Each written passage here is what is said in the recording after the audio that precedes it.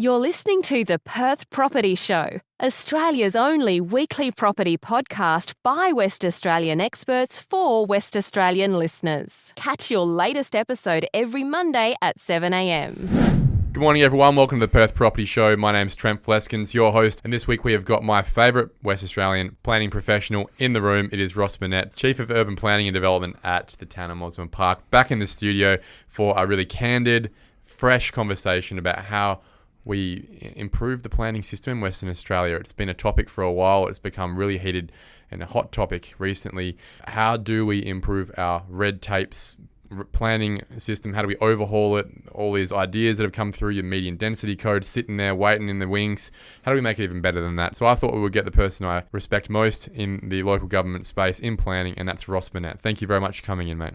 Thank you, Trent. Appreciate coming back to the show. I thought we'd go 5 topics to make it really simple for everyone to follow, including myself, with regards to that hit list. So thanks a lot. You've done a little bit of research and a bit of thinking yourself before coming in. I think we go straight into it. How do we improve our West Australian planning system from a baseline, practical situation? We're not going to talk fluff about how this policy, that policy, we're going to get right down to the nuts and bolts. So number 1, we need to attract and retain good, progressive thinking local government planners. Geez, that's the crux of it, isn't it? How do we get better people in the space? It really is, Trent. I think really the local government planner is at the coalface of the community's expectations, but also at the coalface of a lot of the controversial planning issues that we see playing out. It really is important that we do control the narrative so that planners in high-risk local governments in particular are not disparaged, blamed or accused of conflicts of interest where there is no basis for such claims. We do see a lot of that going on at the moment, particularly in some areas of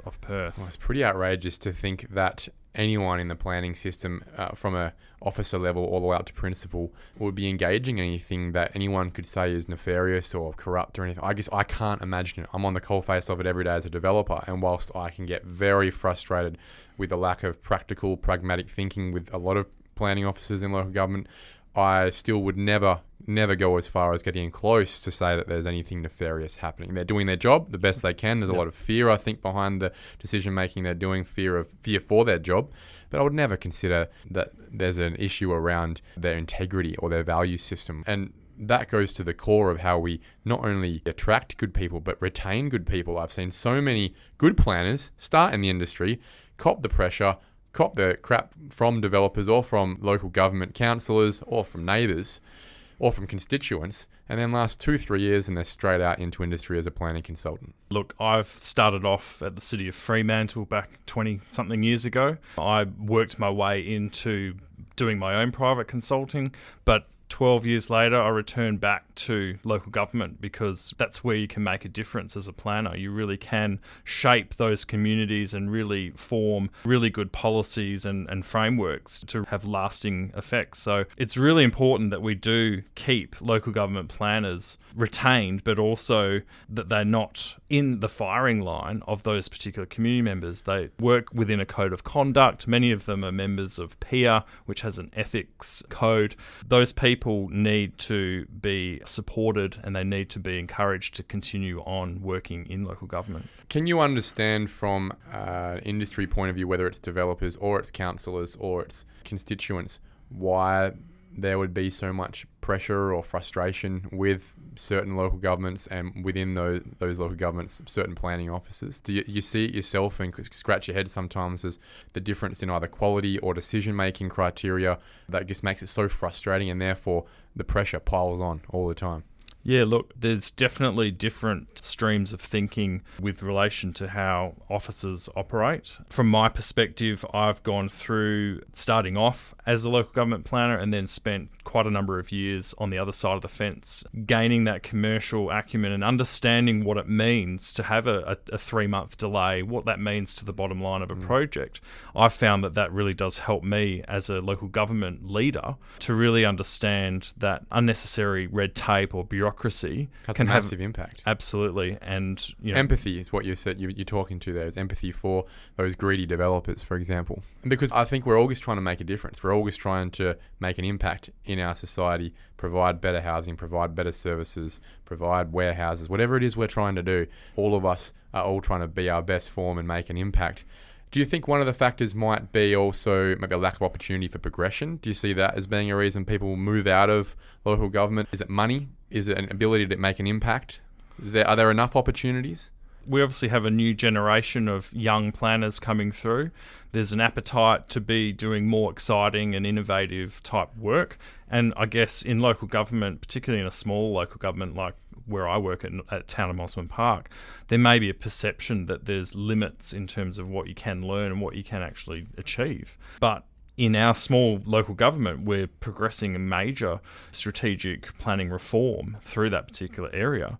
And they really can have that impact. It's just that the risks that are involved in having their names disparaged through the media or being targeted by particular groups accused of corruption or doing the wrong thing, it really doesn't make it that attractive for them to stay. If you're in planning, you're probably not doing it for the money, right? There are other jobs you could be doing in property that would pay more, for starters, if you love property. But more to the point, you don't do any job to come to work every day feeling like there's a target on your back, whether it's from the councillors or from developers or from constituents.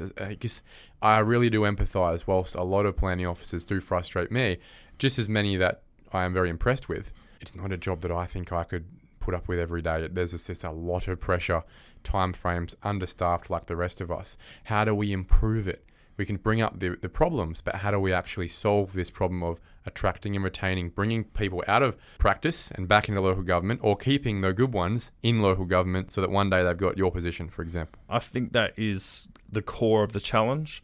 I don't particularly have the answer. All I can say is that really to retain the right staff, it is about encouraging and building those particular planning officers to grow and to keep learning and to see them really flourish in terms of building their skills, I guess, in things like community engagement, becoming leaders themselves, and maybe they will move and grow into other positions at state or even in the private sector. But at least they have that foundation of understanding what a community expects, what it is to do the real nitty-gritty of what planning officers do.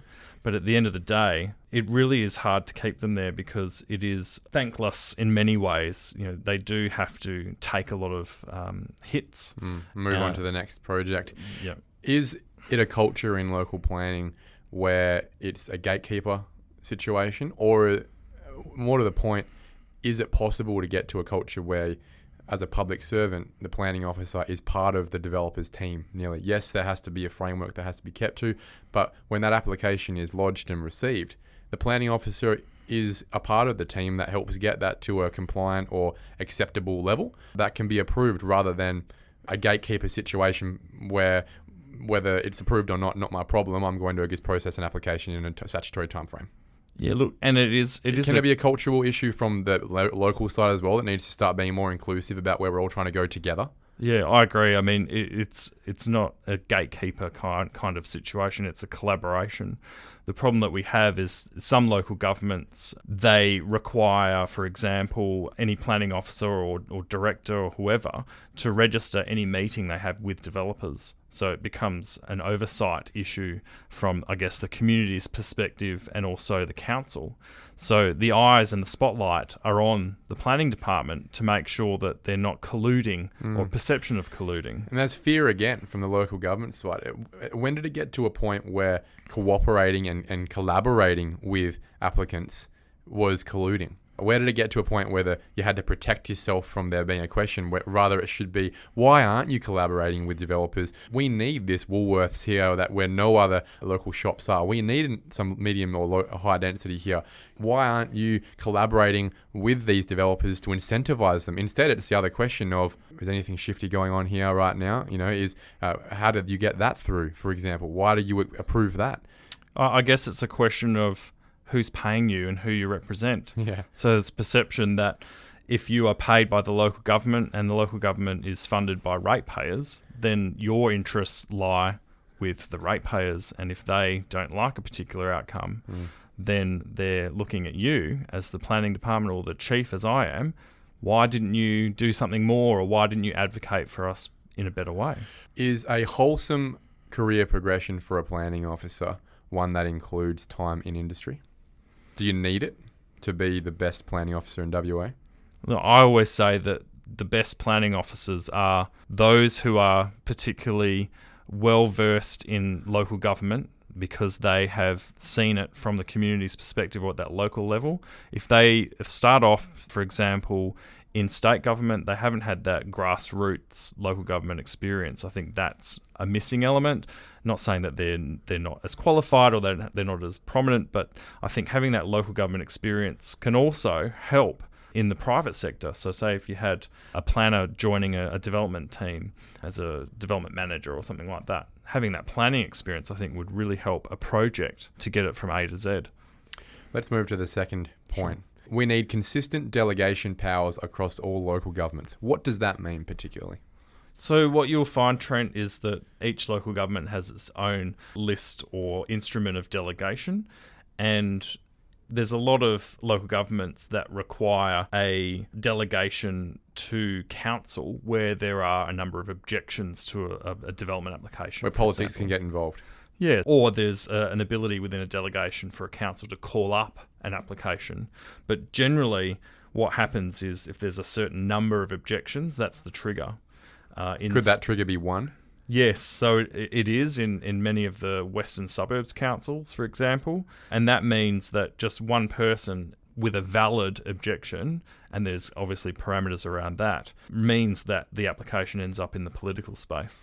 What about if it's not fully compliant? Are there situations where some city planning teams have an ability to use delegation over and above XYZ because it generally fits within guidelines, and others have no delegation abilities if one thing doesn't comply, like some setback, for example? That's right. So the different instruments delegation, different local governments will prescribe what it is that can be delegated down through the CEO, down to the director, etc., and so on and so forth. What's an example? Give us one that you see all the time that really is a problem that should be sorted straight away. Having one objection to any DA does cause problems because if it's, say, for example, a setback variation, the valid objection of bulk and scale is often used, and that is valid.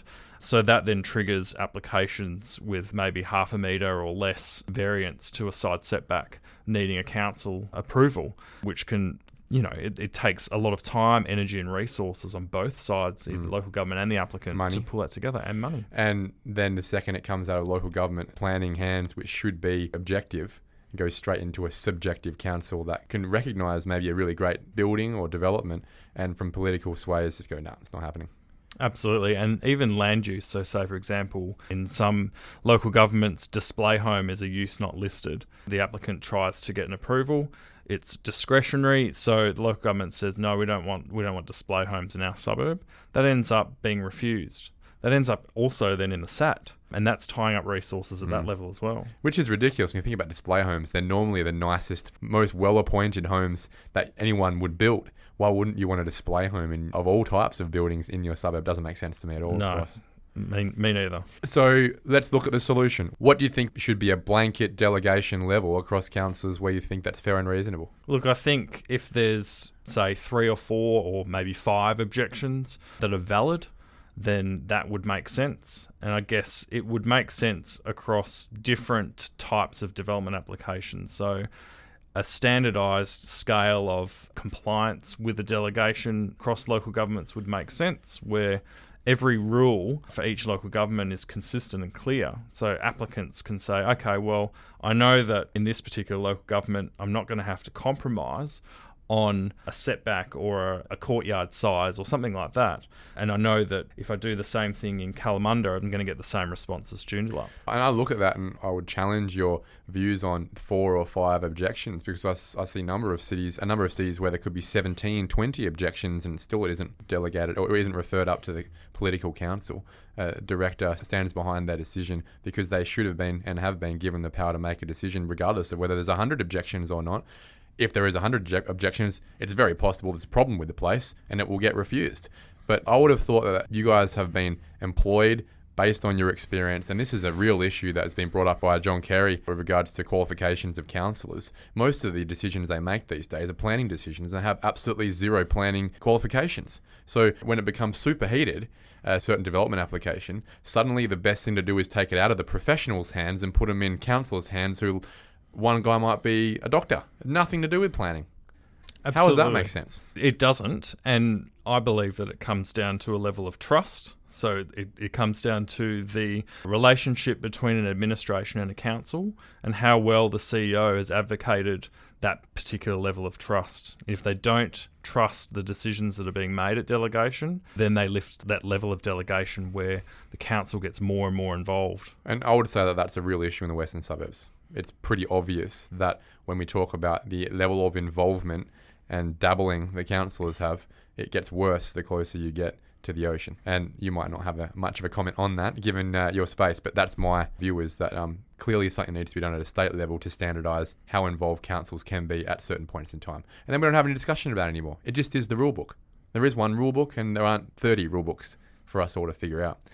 Let's move to number 3. We need to remove some of the archaic planning controls from the early 90s. This is a loaded one, Ross. So many planning controls are from the early 90s that have served us well enough over time. They might be broken, but they still work. Where are you going with this? I've started advocating for some changes, particularly around the RCodes Volume 1, which is the low density code. All right, let's just get everyone on the same page. Mum and Dad's all the way up to the planning minister. Give us a good example of what you mean by this. This is our RCodes, right? This is the RCodes. This is the nuts and bolts. This is the R2 up to the R25. Yeah. So the medium density code, which is coming, is going to do R30 to R80, I believe. So you're saying there could be a better way to do it than density based on land parcels? Absolutely. There's a number of examples from around the world, but really the form-based code system is where I'm going with this. It involves a performance-based model to deal with built form rather than relying on arbitrary site area or plot ratio calculations. So really what I think would be an easy win just to get that started would be to amend Table 1 of the RCodes and remove the minimum site area per dwelling for development. You could keep it for subdivision, but for development it should be based on establishing a building envelope and how the building actually interacts with the street. What's inside it doesn't necessarily dictate whether or not it should be appropriate or not. So let's use an example. I've got a 900 square metre site and I've got a house behind a house situation, right? I've got a old house at the front and we're leaving it as is, do a reno. And then there's a driveway to the back 400 and something square metres. You're suggesting that we shouldn't simply be stuck within saying, well, we can only put one house there. What if you could put 2 units within the size of one house? Is that what you're saying? Exactly. So really the form and function of the site, instead of it being a 250 square metre 4x2 with an alfresco. Yep, your typical rear house in Bassendean or Morley or Yoke, wherever. Yep. That actually could house 2 internal units, 2 bedroom, 2 bathroom, for example. And what would the harm be in that? Let's talk about what would the harm be, right? So still a similar roof space or the same roof space, still have the same land parcel. We've probably still got similar amount of cars, maybe slightly more cars. I would have thought maybe if there's 2 families living there, one extra, maybe a little bit more on the traffic side. So that might be something we work through. Noise would be similar enough, right? Overshadowing wouldn't make a difference because the property is still the same. What would the downside be? I guess you'd have an extra letterbox at the front. So, and this you know, look, you make a really good point. It's just, can we develop, and this is the crux of most rules and laws and systems, can we develop a system, a framework that is easily enough understood so that developers, builders, and planning professionals can understand what can and can't be fit in there? What you're essentially alluding to is allowing a dual key situation when formalising it, rather than having people trying to sneak in 2 kitchen houses with a door that they're going to close. Yeah, look, and I think there's examples, say, in like California where they have a palette of different building types. You think of like the Melrose Place type situation, it's courtyard group dwellings.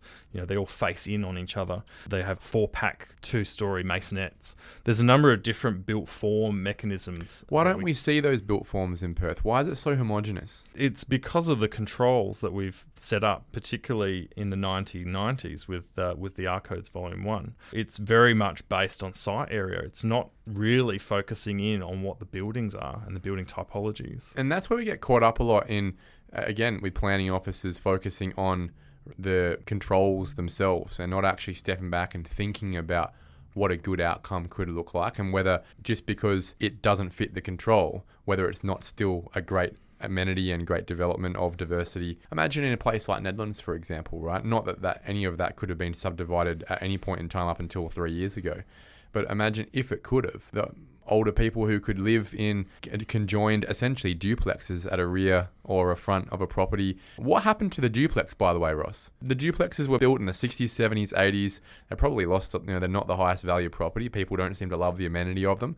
But why don't we see any of them being built anymore? Is it just because people prefer the land base, owning their own patch of land? A lot of those old duplexes from the 60s and 70s are sitting on quite large pieces of Yeah, land. they are. One of the duplexes I grew up in was in Riverton, and my half was the 2-story duplex half, and it was on 1,300 square metres with the one next door. Eventually, I think maybe 5 years ago, it got rezoned to R30, and then all of a sudden it's demolished, and now there's 5 or 6 townhouses on it.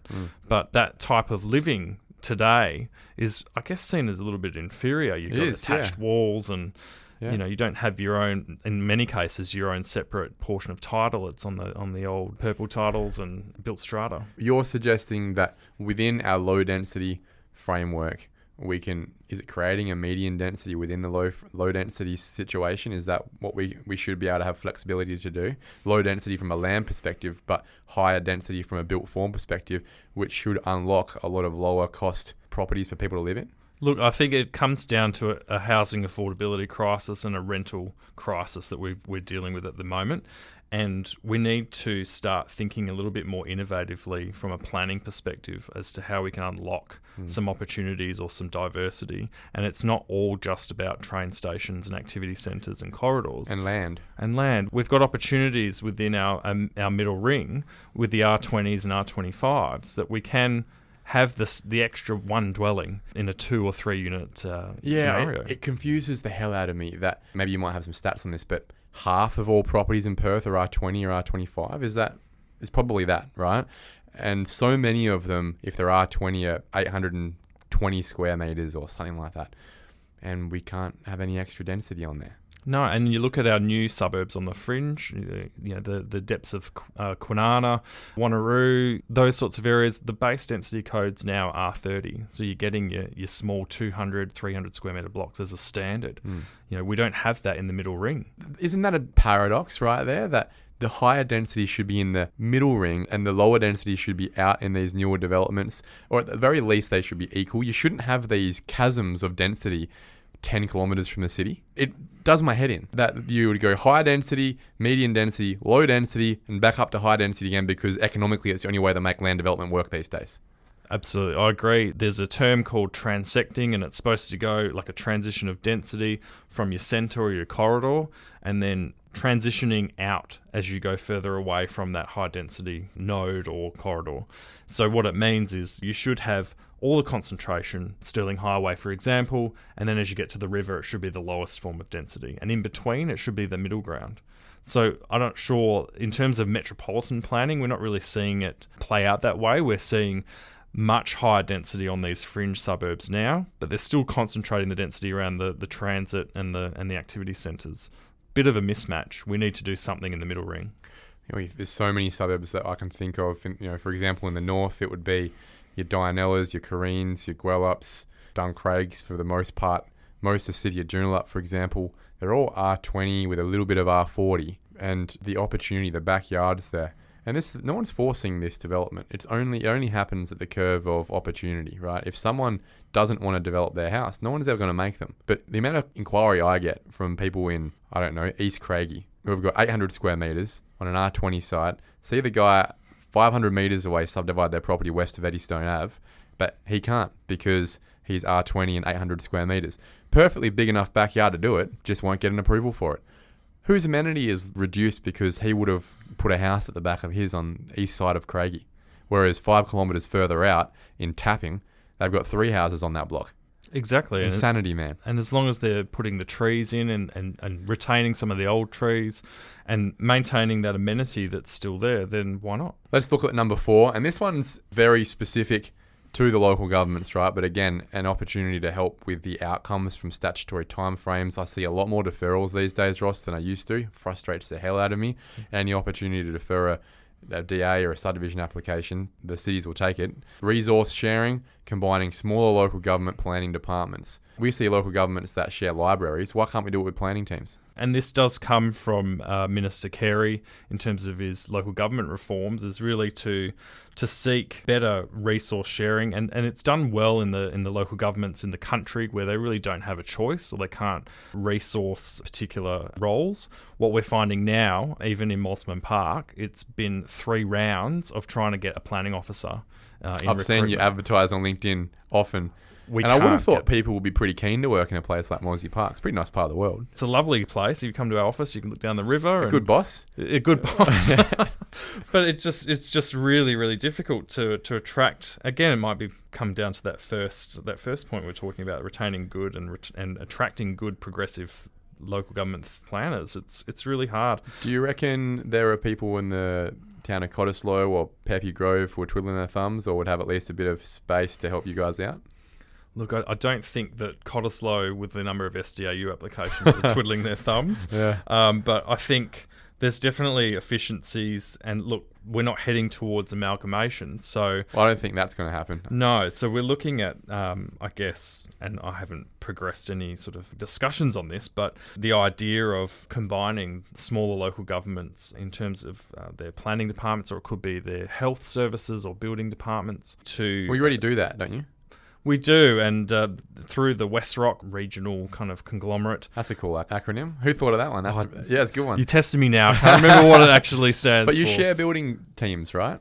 Yeah, look, so the City of Nedlands leads an initiative where they offer services for a fee to the smaller local governments like Claremont, Cottesloe, for building services and compliance. That particular initiative I've been pushing to also include environmental health and planning. There's just efficient... Helps to standardise as well. Isn't that good that even if the local governments are still separated, you start to get standardised decision making as well? Well, you should. The issue there is obviously different politics in each of the Western Suburbs councils. They're still having to work against different policies, yeah. That's right. But if you had all these planning officers sharing information, sharing ideas, at some point, surely you'd have a homogenisation of planning policies too, because they're coming together with planning summits, having a conversation about, whilst we are separate planning teams, how about we start to standardise our outcomes a little bit more so that it is more understandable. And not only that, planning officers might be able to move around a bit more freely, second each other and those sort of things, learn from each other. Yeah, look, and I think that's also another thing that we are looking at, particularly through the Local Government Planners Association, is that resource sharing and being able to second planners and attract different thinking and really get some good ideas happening and some consistency. Well, I think that's something that should definitely be pushed because we all obviously have issues with good staff at the moment. Let's look at number 5, transparency in the exercise of and use of discretion by decision makers. This is another loaded gun, mate. Like, discretion is huge these days when we have such a tough framework to work with as developers, for example. It's such an efficient market as well that, a little secret from our side is it's nearly not profitable to develop something within the framework. Like, you have to bet on discretion around the framework for that extra bit of plot ratio or that extra bit of height or that extra floor or that extra apartment or whatever it is.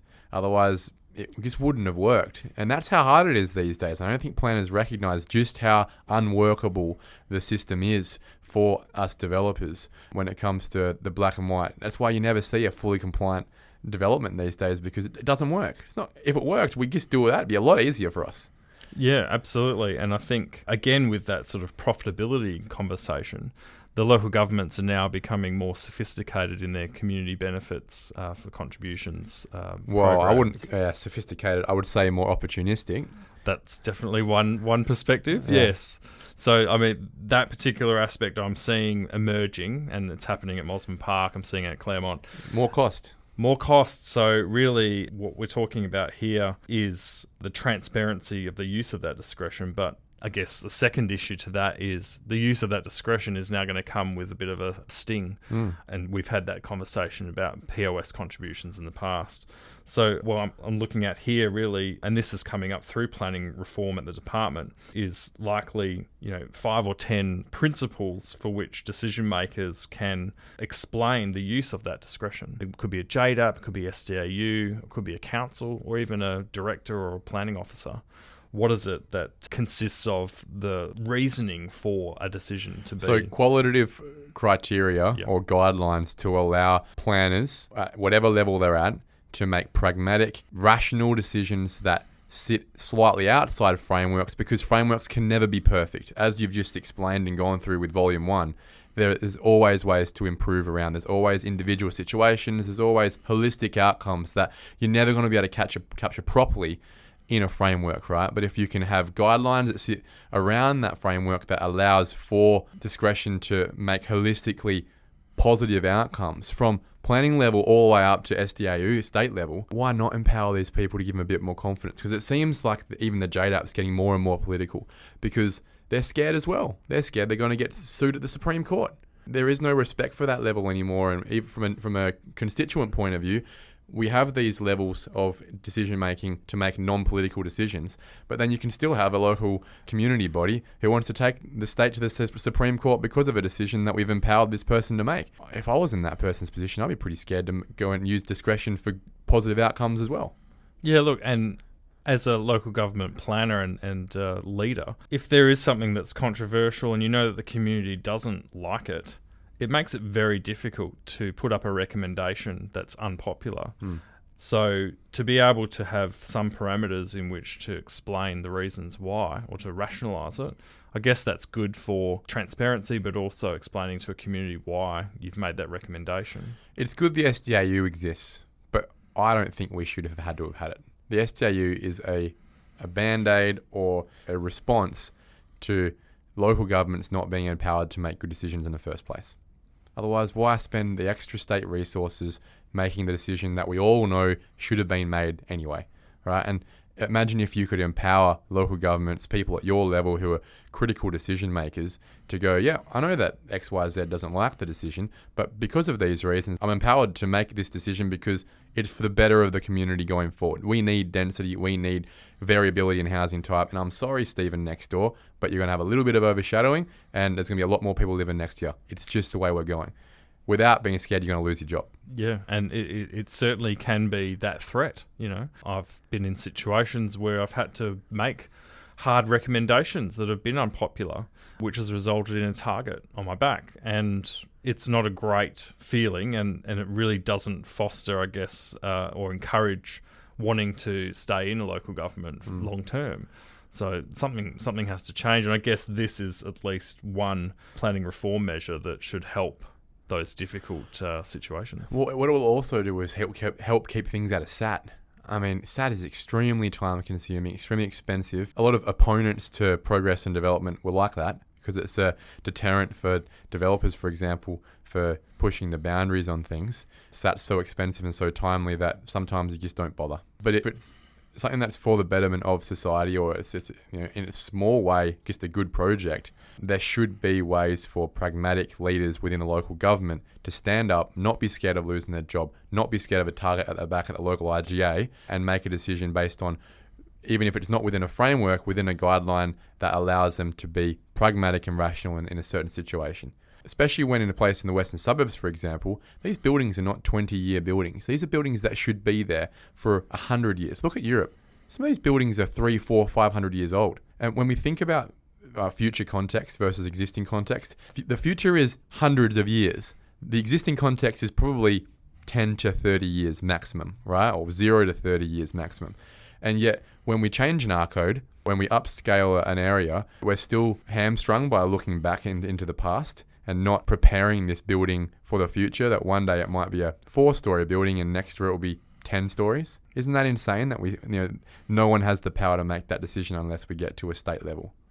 Absolutely, and there has to be a braveness to it as well, because we're looking at 3.5-4 million people in the next 20 to 30 years. Where are they going to live? At the moment, we can't house the people that are coming in. So really, it does require some bravery by those decision makers at the state level and minister, I guess, to really start looking at the fundamentals of the planning system. Let's look at childcare, for example, right? We talk about development a lot, built form. Childcare is a perfect example where a lot of constituents, councillors will use the argument of a decreasing in amenity for having a childcare centre next door or down the road from you. When childcare centres are an increase in amenity, they are a public service. However, people hide behind the idea of reduced amenity when what they really mean is perceived reduced value to their home. Childcare centres are a service we need. They're also the best neighbour you could have because there's no noise after 6 p.m. ever and on weekends. Always very clean. They're never working on their car at 11 p.m. at night on a Friday. Yeah, it's a perfect example where nearly every childcare developer in Perth goes through JDAP, being the state government service, because they know they'll never get it approved at a local government level because of the politics. Not only because they don't have faith in the councillors, but they also don't have faith in the backbone of the local planning team to actually recommend an approval where it should be approved in the first place. Isn't that insane that the majority of applications in the city of Joondalup for childcare have been recommended refusal, and the majority of those applications have been voted approved at the JDAP? That is very interesting. And Right. I think, again, it comes back to that argument of the planning officers or whoever's making the recommendation being brave enough to go against the will of the community that they're perceived to be paid by and represent. Yeah. It's really, really difficult. But if there's this framework in which we can go, okay, well, we're going to recommend approval for this childcare centre, and here's the criteria, the 5 or 10 criteria. Here we are. This is why we've made this decision. We've weighed up the decision, and here's all the elements of it. There you go. In the same way that a JDAP has the discretion to do that, right? Exactly. So passing that discretion back down so we're not clogging up state resources to just get on with things. When at the end of the day, a good project will get approved at some level. It's just how far do you have to push it up the line and how much money and time do you have to spend to get there. When we talk about the theme of today's conversation is fixing the planning system, that has to be the theme, right? Providing more delegation, more decision-making ability to local levels to actually get on with progress, as long as the decision makers in the local levels are invested in the project in the first place and don't see themselves as gatekeepers, but rather a part of the team in the first place. Absolutely. It comes down to that collaboration and balancing the needs of the community, but also facilitating a process with the development industry that can see things getting processed within reasonable timeframes and there not being barriers being put in their way unnecessarily.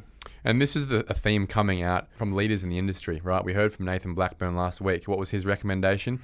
Make land development from a structure planning level all the way back years before you even see the dirt turned, much more streamlined, getting more confidence about where the new estate's going to be, where the resource is going to come from, what the costs are going to be, so that we can get on with it and provide this critical service. We all talk about a housing shortage, but no one wants to put their hand up and help. No one wants the shortage to be fixed in their backyard. Yeah, no worries. Go and put 3,000 more lots out past Yanchep. We're happy with that. That's not going to solve the problem for us long term. We can't keep doing that. We'll have Cole Dutton on next week from Stockland. I'm very interested to hear what he'll have to say about how we fix the planning space in Perth as well. Ross Minett, Chief of Urban Planning and Development at the Town of Mosman Park. I've really enjoyed this, mate. It's so refreshing to have candid conversations about planning with a local government planner. So thanks for the conversation. Thanks for the work you're doing trying to get Volume 1 upgraded. That's exciting. Hopefully we can keep refining the planning process, cutting red tape and delivering housing to a state that needs it. Thank you, Trent. Thank you for listening to another episode of the Perth Property Show. If you've only just joined the conversation, you can catch up by heading over to our website, perthpropertyshow.com.au, subscribing to the podcast, or joining our Facebook page. Don't forget to tune in next Monday at 7 a.m. for more expert insights, local analysis, and suburb spotlights. Happy hunting!